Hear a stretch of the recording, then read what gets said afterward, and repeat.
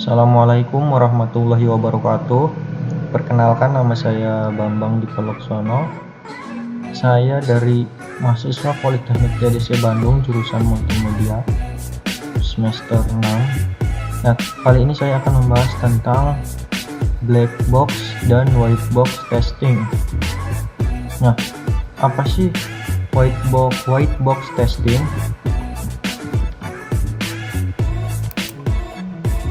White box testing adalah pengujian yang didasarkan pada pengecekan terhadap detail perancangan menggunakan struktur kontrol dari desain program secara prosedural.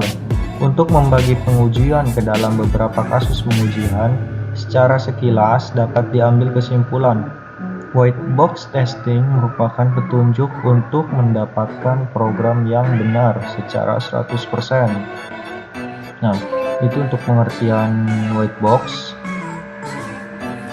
Nah, sedangkan untuk black box testing adalah pengujian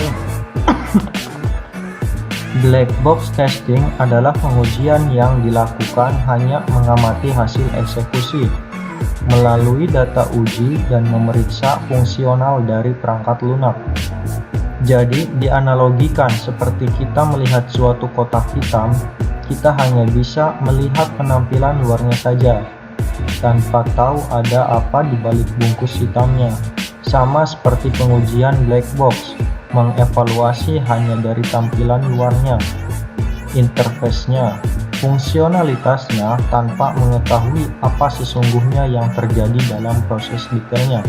Jadi kita hanya mengetahui input dan output saja. Nah, itu pengertian dari black box testing. Oke. Sekarang kelebihan white box testing dan kelemahannya. Untuk kelebihan white box testing, yang pertama adalah kesalahan logika. Kesalahan logika digunakan pada sintaks if dan pengulangan, di mana white box testing akan mendeteksi kondisi-kondisi yang tidak sesuai dan mendeteksi kapan proses pengulangan akan berhenti.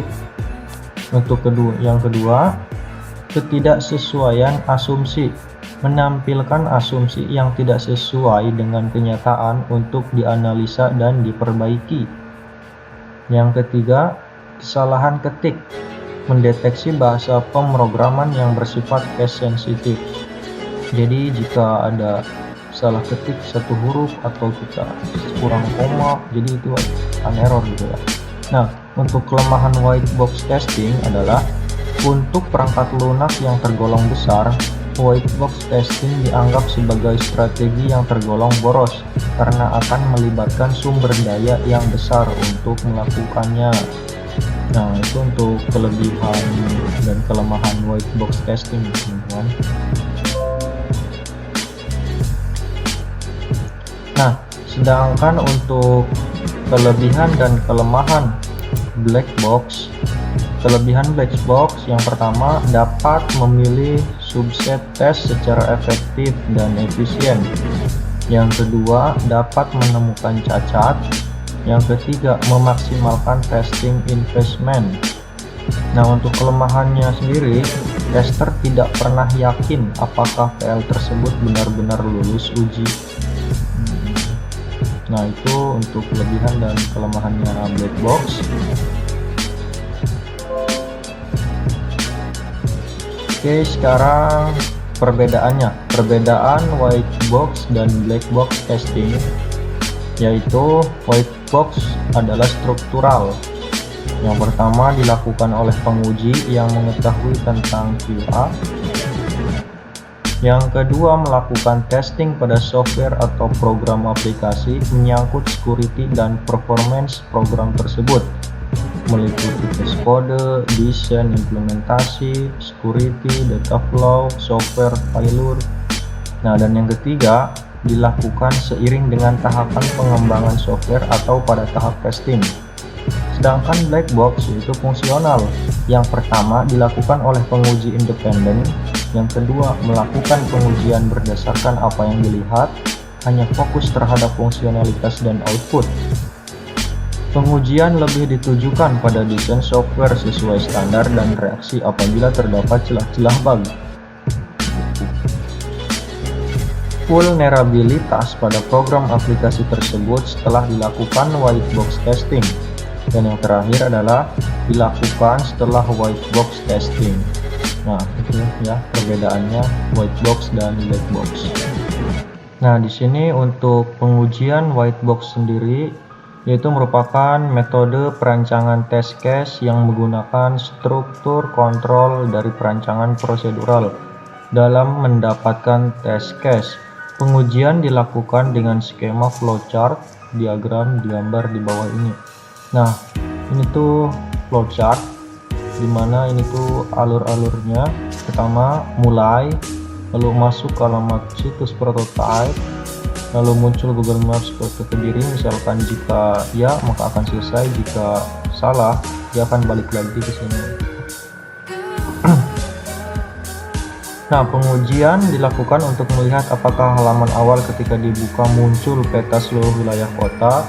Hasil dari flowchart menunjukkan wilayah kota muncul saat masuk halaman awal alamat prototype aplikasi. Pengujian kedua dilakukan pengujian logika, apakah alamat kriteria muncul saat dimasukkan filter sesuai kriteria. Hasil dari pengujian, hasil muncul sesuai dengan kriteria yang dimasukkan. Nah, ini flowchart pengujian keduanya.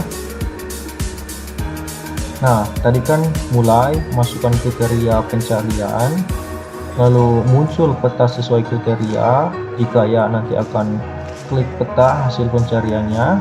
Jika tidak, dia akan balik lagi ke sini. Nah, jika ya, dia akan terus muncul detail informasi peta. Nah, jika misalkan di sini dia salah lagi, dia akan balik lagi ke masukkan kriteria. Dan jika selesai, maka jika ya, maka dia akan selesai. Nah, itu pengujian white box testing. Nah, sedangkan pengujian black box testing adalah metode yang digunakan dalam pengujian alpha, adalah metode black box yang fokus pada persyaratan fungsional dari perangkat lunak yang dibangun. Berdasarkan rencana pengujian, maka dapat dilakukan pengujian black box pada prototipe aplikasi peta hama dan penyakit ikan yang dijelaskan pada tabel di bawah ini. Nah, jadi ini ada aktivitas pengujian, realisasi yang diharapkan, hasil pengujian, dan kesimpulan. Misalkan kayak ini, masuk halaman awal, lalu terhubung dengan API atau Google Maps, muncul peta kota Kediri. Nah, di sini misalkan diterima. Oke, diterima. Hasil dari pengujian black box, ada beberapa hasil pengujian yang belum sesuai dengan realisasi yang diharapkan sehingga dilakukan beberapa perbaikan sesuai dengan masalah yang didapatkan berikut.